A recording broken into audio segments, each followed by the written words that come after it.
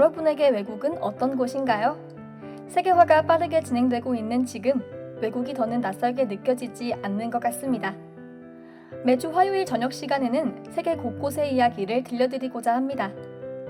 세상을 듣는 시간, 지금 시작합니다.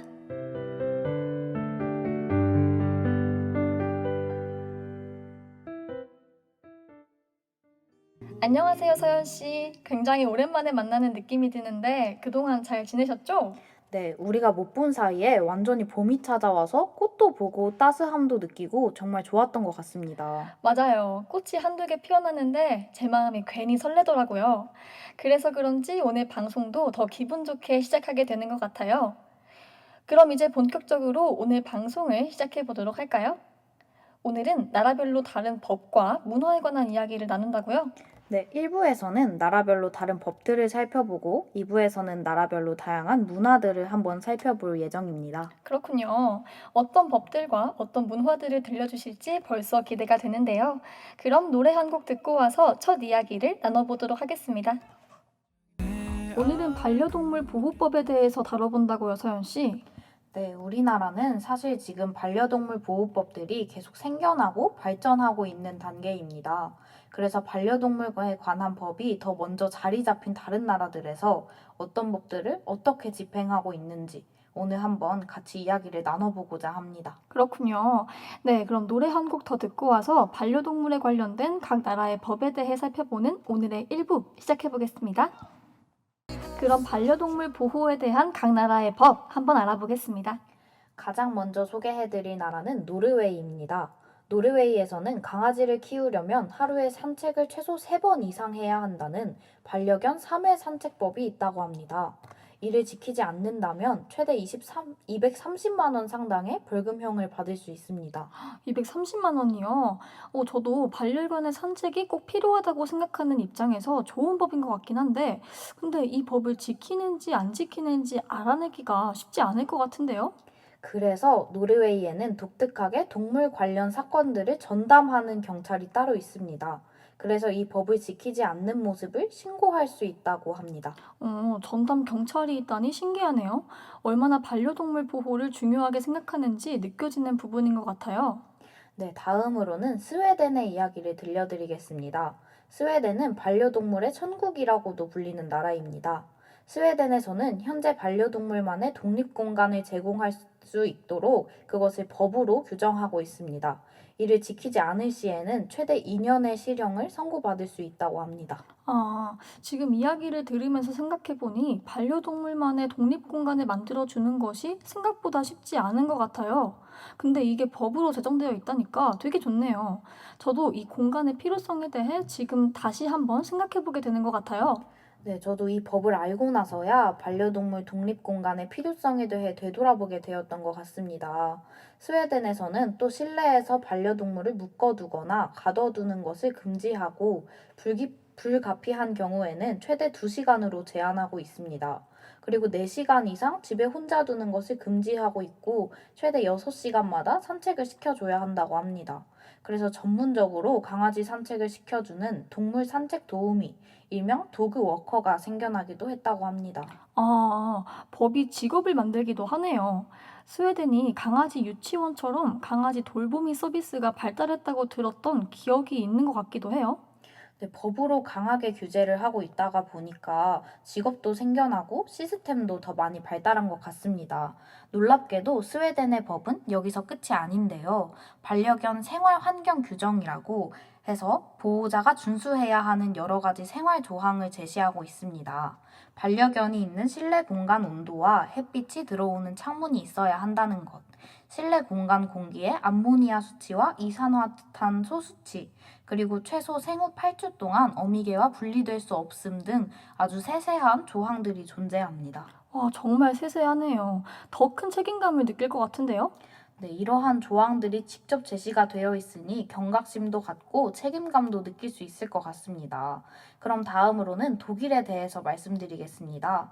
독일도 반려동물 문화가 잘 발달되어 있는 나라 중 한 나라입니다. 독일의 동물보호법 1조 1항이 사람과 동물은 이 세상에 동등한 창조물이다 라고 규정되어 있는 것만 봐도 동물을 정말 높이 존중해준다는 것이 드러나는 것 같습니다. 그렇군요. 사람과 동물을 동등한 창조물로 인정해 준다는 것부터 벌써 보호법들이 강력할 것 같아요. 네, 독일도 스웨덴처럼 동물을 보호하기 위한 제도가 아주 다양하고 구체적입니다. 먼저 반려동물을 상업적으로 사고 파는 행위가 아예 금지가 되어 있고 동물세를 내게 해서 유기동물들을 보호하고 있습니다. 또한 유기동물들을 안락사시키지 않고 보호하면서 입양자를 연결해주는 유기동물 보호소를 운영하고 있습니다. 아, 유기동물에 관한 조항이 정말 잘 되어 있네요. 동물세라는 것도 되게 생소한 개념인데요. 네, 그리고 또 하나가 더 있는데 동물 입양 전에 입양 희망자의 자격 테스트도 진행한다고 합니다. 우리나라만 봐도 반려동물 파양률이 정말 높은데 전에 이런 테스트를 진행하는 것이 좋은 것 같습니다. 저도 몇 번씩 파양되었다는 뉴스를 봤을 때 정말 마음이 아팠었는데 자격 테스트를 진행하는 것도 정말 좋네요. 그 테스트 과정에서 그 입양자의 자격이 평가될 뿐만 아니라 입양자도 더 큰 책임감이 생기게 되니까요. 네, 그럼 이제 마지막으로는 동물 학대를 하면 나라별로 어떠한 처벌을 받게 되는지 말씀드리겠습니다. 먼저 영국에서는 24개월의 징역형을 선고하고 평생 반려동물을 키우지 못한다고 합니다. 또 뉴질랜드에서는 우리나라 돈으로 약 5,800만 원 이상의 벌금형을 받거나 3년에서 5년의 징역형을 선고한다고 합니다. 아, 근데 우리나라도 학대에 대해서는 처벌을 할 것 같은데 우리나라는 어떻나요? 네, 우리나라에서도 학대에 대한 처벌이 있는데요. 우리나라는 2천만 원 이하의 벌금형이나 2년 이하의 징역형을 선고한다고 법에 명시가 되어 있습니다. 하지만 검찰이 기소해도 실형으로 선고되는 경우는 거의 없다고 합니다.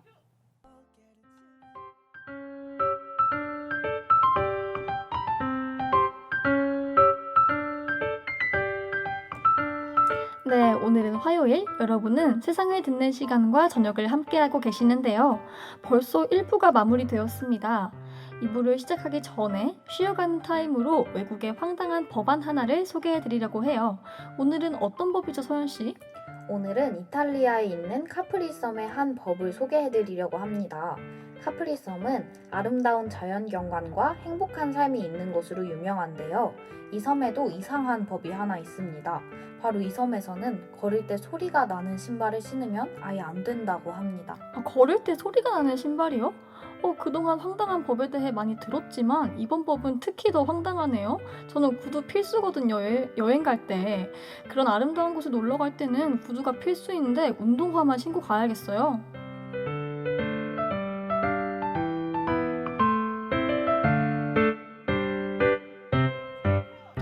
이제 2부를 시작해 보려고 하는데요. 오늘 2부에서는 나라별 문화를 다룬다고요, 서연 씨. 네, 오늘 2부에서는 특별히 나라를 대표하는 레전드 가수들에 대해 이야기해 보려고 합니다. 지금은 장르가 많이 섞였지만 나라별로 발달한 음악이 사실은 굉장히 다양합니다. 오늘은 그 나라의 음악을 대표하는 나라별 전설적 인물들을 중심으로 이야기를 나눠보겠습니다. 네, 지금은 정말 외국의 노래도 쉽게 접하고 우리나라에서도 장르를 불문한 음악들이 많이 나와서 사실 구분하기가 쉽지 않은데 그래서 오늘 2부가 더욱더 흥미로울 것 같아요. 그럼 노래 한 곡 더 듣고 와서 이야기 나눠볼까요? 화은 씨, 혹시 방금 듣고 온 노래가 뭔지 아시나요? 아, 그럼요. Thank you for the music 아닌가요? 찾아 들었던 것 같지는 않은데 그런데도 익숙한 노래 같아요. 맞습니다. 아바의 Thank You for the Music이라는 노래입니다. 리메이크도 많이 되고 영화에도 많이 사용이 되어서 많은 분에게 익숙한 노래가 아닐까 싶습니다. 맞아요. 진짜 많이 들어본 노래인데 이 노래가 아바의 노래였는지는 지금 알았네요. 아바는 스웨덴의 혼성 4인조 팝 댄스 그룹으로 댄싱 퀸으로도 굉장히 유명한 그룹이죠. 유럽 일대에서는 아바 마니아라는 말이 생겼을 정도로 붐을 일으켰었다고 합니다. 또한 스웨덴의 국위선양과 외화 획득에 공헌했다는 이유로 공로상을 받기도 했다고 합니다. 아, 스웨덴을 크게 높인 그룹이었군요. 아바가 스웨덴 그룹이었는지도 지금 알았어요. 근데 그러면 아바가 했던 음악의 장르가 팝이라고 생각하면 될까요? 네, 사실 조금 더 자세하게 말하자면 스탠더드 팝인데요. 스탠더드 팝은 원래는 미국 초창기의 팝 음악을 말합니다. 아바가 이것을 발전시켰다고 할 수 있죠. 여기서 팝은 파퓰러 뮤직의 약자로 이해하기 쉽고 평이하며 많은 사람에게 적합하고 많은 사랑을 받고 있는 음악, 즉 대중음악입니다. 오, 설명이 굉장히 복잡했지만 쉽게 말하면 대중음악이었군요. 맞습니다. 그 중에서도 스탠더드 팝은 이지 리스닝 뮤직이라는 말로 불리는데 도심지에 나이 있는 사람들이 옛날에 향수 어린 노래들을 계속 들으며 즐기다가 얻어진 이름이라고 합니다. 이 계열의 또 다른 유명한 가수로는 팻분이 있습니다. 음, 팻분도 많이 들어본 것 같았는데 스탠더드 팝 장르의 음악을 하는 뮤지션이셨군요. 아바의 팝은 대다수의 현대 대중음악들과는 달리 힙합, 소울, 펑크, 라틴 음악, 즉 백인이 아닌 음악적 전통으로부터 완전히 분리되어 있습니다. 또한 지적이고 음악적인 단순함을 가장한 팝의 극대주의를 표현했다고 하면 됩니다. 다시 아바 이야기로 들어오면 아바는 대중음악 역사상 영향력이 있고 상업적으로 가장 성공한 그룹 중 하나입니다. 1970년대 중반부터 1980년대 초반까지 전 세계의 대중음악을 대표했습니다. 그 스웨덴이 자랑하는 네 가지가 비에른보리, 볼보와 스카니아, 그리고 아바라고 하는 말이 있다고 들었거든요. 어느 정도로 세계를 휘어잡았었는지 감이 조금은 오는 것 같아요. 30년도 더 된 노래를 우리까지도 알고 있는 것처럼 지금까지도 사랑을 받는 스테디셀러 곡들이라고도 할 수 있습니다. 아, 근데 재결합 이야기를 어디서 들었던 것 같은데 맞나요? 네, 2026년쯤에 멤버들이 30년 만에 다시 모여 현역 시절의 The Way Old Friends 2를 불렀습니다. 영상이 올라온 직후 한동안 불가능할 거라 여겨져 잠잠했던 재결합의 목소리가 현재 끊임없이 늘어나고 있고 기대가 나날이 커지고 있습니다. 결국 35년 만에 최근 재결합을 했습니다. 와, 35년 만에 재결합했군요. 제 나이보다도 긴 세월 동안 해체된 상태였다고 하니 팬들이 정말 감격스러웠을 것 같은데요? 네, 그렇게 긴 시간을 기다린 만큼 감격이 클 것 같긴 합니다. 현재 곡들을 계속 준비 중이고 2022년에는 아바타 투어도 한다고 합니다. 앞으로의 행보가 정말 기대됩니다. 네, 다음으로는 영국의 유명 가수를 알려드리겠습니다. 이 팀은 모르는 사람이 드물 정도로 정말 유명한데 혹시 감이 오시나요, 하은 씨? 설마 비틀즈? 맞습니다. 영국을 대표하는 락밴드 비틀즈입니다. 조금 더 정확히 설명드리면 비틀즈는 락과 팝의 장르를 모두 연주한 밴드라고 할 수 있습니다. 근데 비틀즈의 노래는 저도 정말 많이 알아요. Yesterday, Let It Be, Hey Jude 다 비틀즈 노래 맞죠? 네, 비틀즈의 대표곡들을 정말 잘 짚어주신 것 같습니다. 화은 씨가 말해주신 노래 외에도 Help, Something New 등 정말 셀 수 없이 유명한 곡들이 많습니다. 비틀즈는 4인조 밴드 그룹이었고 현재는 폴 맥카트니와 링고 스타가 현존하고 있습니다. 비틀즈의 고향은 주로 리버풀이라고 불립니다. 아, 비틀즈가 탄생한 곳이 리버풀이었군요. 네, 그래서 많은 팬이 리버풀로 여행을 가기도 한다고 합니다. 가장 유명한 곳은 매튜 스트릿인데 그 거리는 모든 곳이 비틀즈로 장식된 곳이라고 합니다. 비틀즈의 노래가 계속 흘러나오고 비틀즈의 동상이 가득한 곳이라고 합니다. 아니, 그런 곳이 다 있었다니 저도 한번 가보고 싶네요. 뭔가 전 그 시대에 살아본 것은 아니지만 그래도 시간 여행을 온 기분일 것 같아요. 비틀즈가 더 대단한 이유는 해체 후에도 4명 모두 빌보드 1위를 한 번 이상 해본 유일한 밴드라고 합니다. 해체 전에는 20곡을, 해체 후에는 16곡을 1위로 올렸습니다. 와, 16곡. 각 개인의 역량도 정말 뛰어난 팀이었던 것 같네요. 영국 출신의 유명 가수들은 비틀즈를 제외하고도 많은데 스팅과 조지 마이클이 대표적입니다. 그리고 현재 절정의 인기를 누리고 있는 샘 스미스와 에드 시런 또한 영국 출신 뮤지션입니다. 저도 샘 스미스와 에드 시런 저도 정말 좋아하는데 영국 출신이었군요. 사실 샘 스미스는 영국 출신인 것을 알고 있었는데 에드 시런은 상상도 못했네요. 괜히 영국 출신이라고 하니까 소개해주신 가수 모두 영국 느낌이 나는 것 같아요.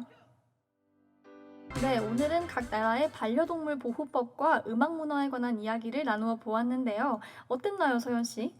저는 사실 음악 문화에 대해서는 문화보다는 전설적인 인물을 중심으로 소개했던 것 같은데 그 인물이 해당 음악이 유행했던 당시의 분위기를 가장 잘 보여줄 수 있을 것 같아서 그런 방법을 선택했던 것 같습니다. 근데 사실 이게 이해가 잘 되셨을지 걱정이 조금 되네요. 혹시 잘 이해가 되셨나요, 하은 씨? 그럼요. 사실 저는 그 유명했던 인물들과 나라를 매치하는 게 정말 재밌었고, 오히려 그 인물들을 통해 나라를 이해하니 이해가 더 쉬웠던 것 같아요. 그랬다면 정말 다행이에요. 혹시 일본은 어땠나요? 저는 다른 나라들의 법이 우리나라의 좋은 선례가 될 것 같아서 되게 좋았던 것 같아요. 저도 같은 생각을 했는데요. 아직 반려동물 보호법이 정착하지 못하고 발달하는 과정인 우리나라가 참고하면 참 좋은 법들이 많더라고요. 정말 유익한 시간이었습니다.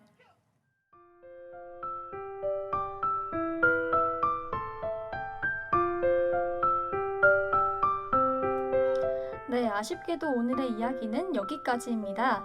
다양한 나라의 이야기를 전하는 세상을 듣는 시간.